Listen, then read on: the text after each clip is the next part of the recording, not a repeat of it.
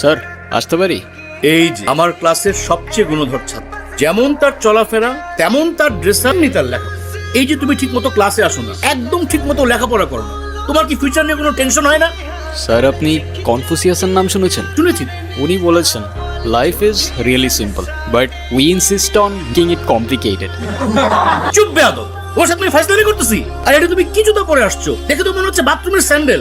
আসলে স্যার এক্সামের জন্য লেট হয়ে যাচ্ছিল তো, তাই আসার সময় পায়ের সামনে যেটা পাইছি ওটা পরে চলে আসছি। আমি আসলে চাই না আমার এক্সামের কোনো ক্ষতি হোক। তোমার মুখে এসব কথা মানায় না। নাও, খাতা দিলাম, প্রশ্ন দিলাম, ওই যে ওই চেয়ারে বসে চুপচাপ পরীক্ষা দিও। কলম কি?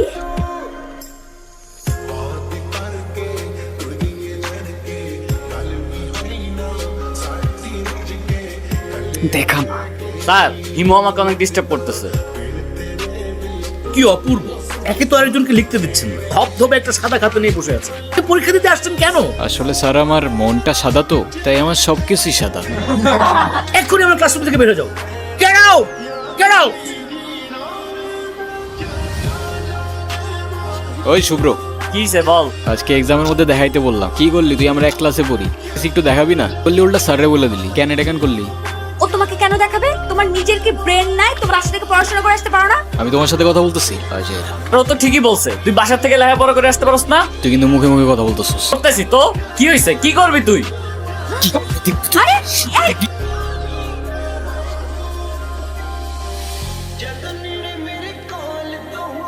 বেয়াদব ছেলে, রাস্তাঘাটে গুন্ডামি শুরু করছো?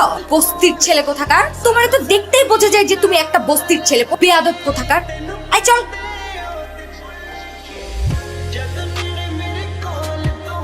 ইরা, ইরা, কিছু বলবা? তুমি জানো না কি বলবো?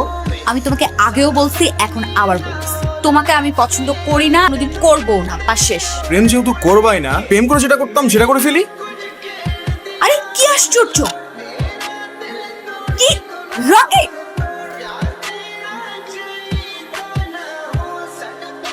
তোর সাহস কত বড়! আমি নিজে যতই খারাপ হই না কেন, আমার তো মা নাই, তোর তো আছে। একটা মেয়ের সম্মান কই থাকে তুই জানোস না? এরপর থেকে যদি এরম করার কথা কখনো ভাবস, তোরে কেমনে ক্যাম্পাস থেকে বের করতে আমার খুব ভালো করে জানাস। জানা।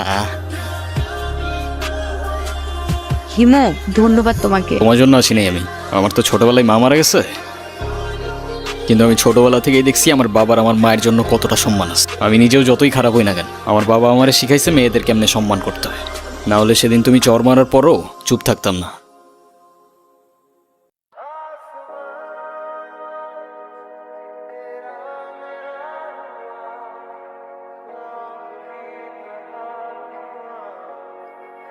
এই হিমু, শোনো না।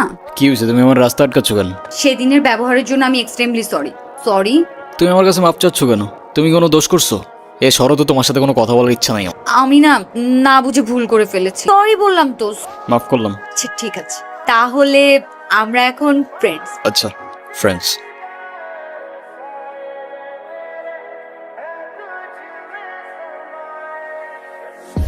হ্যাঁ হিমু, তুমি বাদামের খোসা সহ কেন খাচ্ছ?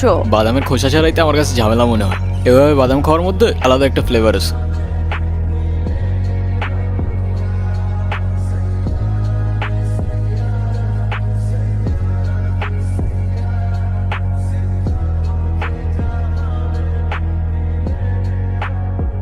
এরা, আমার না মনে হয় এখন যাওয়া উচিত, বাবার শরীরটা খারাপ।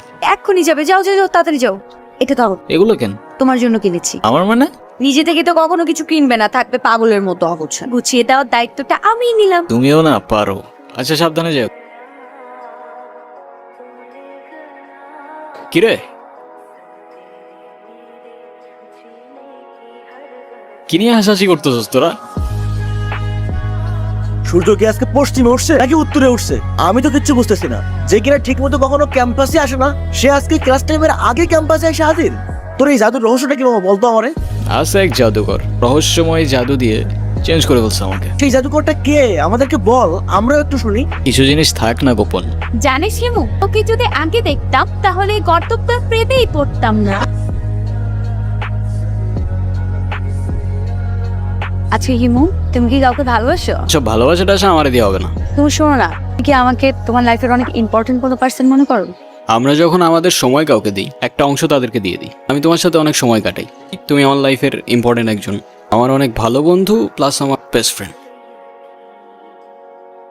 তোমার জন্য একটা জিনিস আনছি, নাও। বাদাম? তুমি আবার খোসা সহকারে বাদাম খাচ্ছ? পারি না খোসা ছাড়াই বাদাম খাইতে, কি করব আমি? আশেপাশের লোকজন যদি দেখে কি ভাববে বলো তো? মানুষ কি ভাববে, মানুষ কি বলবে, এগুলো ভাবতে ভাবতে না মানুষের নিজের পার্সোনালিটি চেঞ্জ হয়ে যায়। কি ব্যাপার, তুমি খোসা সহ বাদাম খাচ্ছ কেন? যে মেয়ের বেস্ট ফ্রেন্ড খোসা ছাড়িয়ে বাদাম খেতে পারে না, সেই মেয়ের খোসা সহকারে বাদাম খাওয়া উচিত।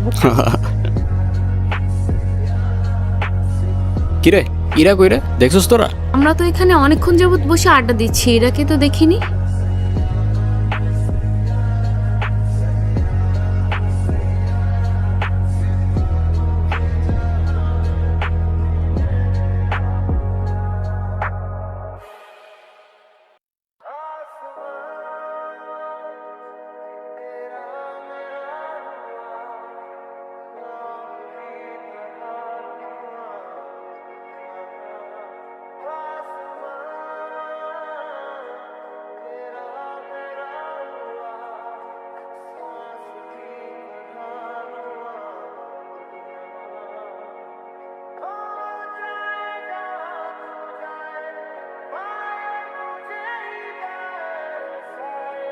হ্যালো হিমু, আমি এতদিন তোমাকে কতগুলো কল দিছি, কি হয়েছে তোমার?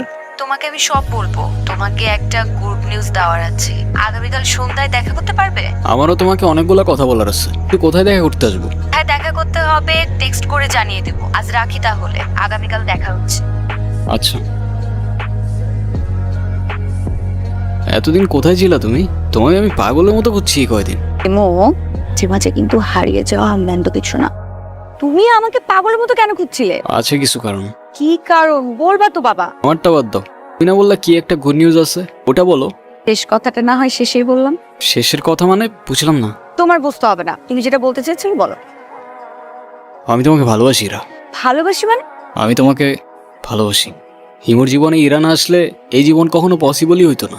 এতদিন আমি কিছু বলতে পারিনি ভয়ে যে আমাদের ফ্রেন্ডশিপটা নষ্ট না হয়ে যায়, কিন্তু আমি আর পারতেছি না ইরা। আমাকে ভুল বুঝো না তুমি, আমি শুধু আমাকে পরিবর্তন না, তোমার জন্য যে কোনো কিছু করতে পারি। I love you Ira.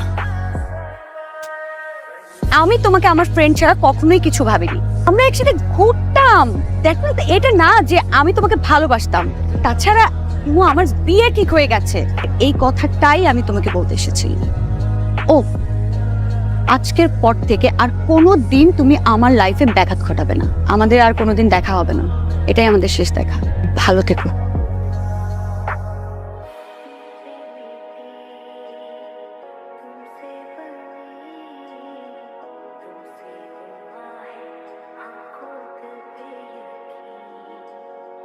तुझे